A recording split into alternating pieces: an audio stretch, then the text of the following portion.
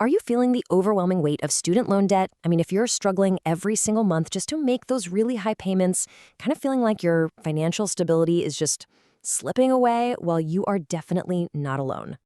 But what if I told you that by choosing the right repayment plan, your required monthly payment could potentially drop to exactly $0? Yes, literally $0. Understanding the nuts and bolts of federal repayment options can save you thousands, provide some instant budget relief, and really put you back in the driver's seat of your financial future. Welcome to This Explainer. Today, we're going to demystify the federal student loan repayment system together. We're going to break down this complex, honestly often confusing topic so we can learn efficiently and take some immediate action. Let's master income-driven repayment, or IDR, plans. So, here's our roadmap for today. 1. The power of IDR. 2. Exploring your IDR options. 3. A step-by-step application guide. 4. Maintaining your IDR eligibility. And 5. A few important reminders. All right, Section 1, the power of IDR.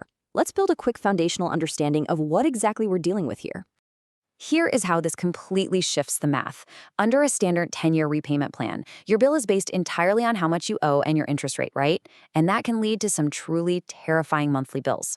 An income-driven repayment plan completely flips the script. It sets your monthly payment based on what you can actually afford to pay, specifically your adjusted gross income and your family size.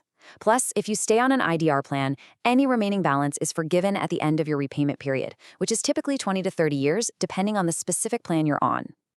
Let's look at the real-world impact of this through a hypothetical borrower. Let's call her Sarah. So, on the standard 10-year plan, Sarah's facing a crushing $600 monthly payment. It's totally draining her budget. But by leveraging an IDR plan, her payment totally transforms. Under the income-based repayment, or IBR plan, her payment drops to a highly manageable $150 based on her income. Or, under the newer repayment assistance plan, RAP, she might just hit the absolute minimum payment of $10 a month. I mean, that is life-changing cash flow freed up for her daily needs. Moving right along to Section 2, exploring your IDR options. Let's navigate the whole alphabet soup of options that are actually available to us right now. The absolutely crucial thing to understand here is which plans are actually viable today. You've probably heard of legacy plans like ICR or PAYE, but notice their status here. Older plans are officially phasing out and are actually scheduled to end by July 2028 for existing participants. That leaves us looking at two main evergreen options. First, the traditional income-based repayment plan, or IBR, which takes 10 to 15% of your discretionary income and offers forgiveness after 20 to 25 years. And then there's the newer Repayment Assistance Plan, or RAP, which is available to folks with direct loans. This one scales from 1 to 10% of your income with a 30-year forgiveness timeline. Now, choosing the right plan really comes down to optimizing for your own specific financial goals. Just look at the trade-offs. If you need the absolute lowest possible monthly payment right this second, well, IBR might be the winner because your payment can drop all the way to $0 if your income is low enough. However, the catch is that unpaid interest can capitalize. That means it gets added to your principal and your total balance balloons up. On the flip side, RABR requires a minimum $10 payment, but it features a pretty powerful interest subsidy. This prevents your loan balance from growing totally out of control while you're making those low payments. So we really have to balance that lowest monthly cost against long-term interest growth. Okay, Section 3, Step-by-Step Application Guide. Let's actually walk through exactly how to set this up online, step by step together. First off, applying is completely free and should only take you about 10 minutes. Step 1, you're going to log in to studentaid.gov using your FSA ID. Step 2, accurately enter your current family size and marital status. This is super important because it heavily dictates your payment size. Step 3 is a massive time saver. By granting consent for the IRS data retrieval tool, the system automatically pulls your adjusted gross income from your latest tax return. Honestly, it might be the only time you're actually happy to have the IRS looking at your income.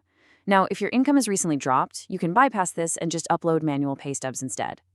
Step 4, you can select your specific plan by name, or honestly, just ask your loan servicer to place you on the plan with the lowest monthly payment. And finally, Step 5, just certify and submit. But wait, what happens if the online portal is down? You know, recently, court injunctions and bureaucratic gridlock have actually paused electronic processing for some of these plans. If the digital route gets blocked, we have a paper failsafe. You'll want to go to the studentaid.gov forms library and download PDF form 1845-102. Print it out, fill it in manually, attach your physical proof of income, and then mail or fax it via certified mail directly to your loan servicer. And definitely always document the exact date you sent it so you have a solid paper trail if any delays pop up. All right, Section 4, maintaining your IDR eligibility. Because getting into an IDR plan is really just the first step. Staying in it and avoiding costly pitfalls is where the real work happens. Here is where we need to be incredibly proactive. IDR plans do not last forever. They actually expire after exactly 12 months. You must recertify your income and family size every single year. Now, if you opt into auto recertification when you grant IRS consent, the system just does this for you, which is highly recommended. However, here's a massive pro tip we've learned from recent administrative pauses. If the federal system halts application processing for literally any reason, seriously consider deactivating your autopay. Why?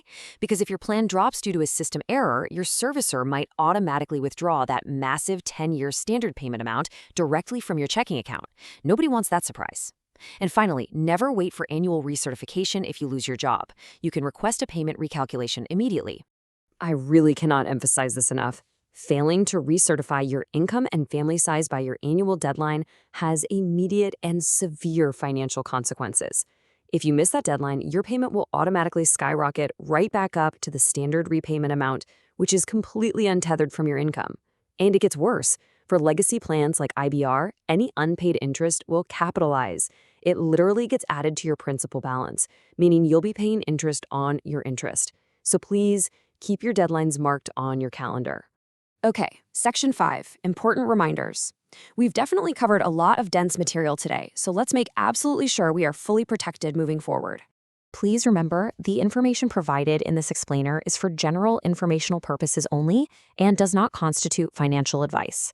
Federal student loans are incredibly specific to your individual portfolio, your tax filing status, and your career trajectory. So I highly encourage you to seek personalized assistance from a certified financial advisor or speak directly with your specific loan servicer to address your unique financial situation before making any major changes. So I leave you with this final thought today. The system is undoubtedly complex, and yeah, sometimes the portals pause and the rules shift, but the tools to dramatically lower your monthly burden are sitting right there on studentaid.gov.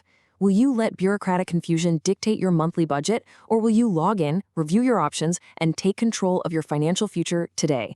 Ultimately, the choice is yours. Thank you so much for joining me on this explainer, and I will see you next time.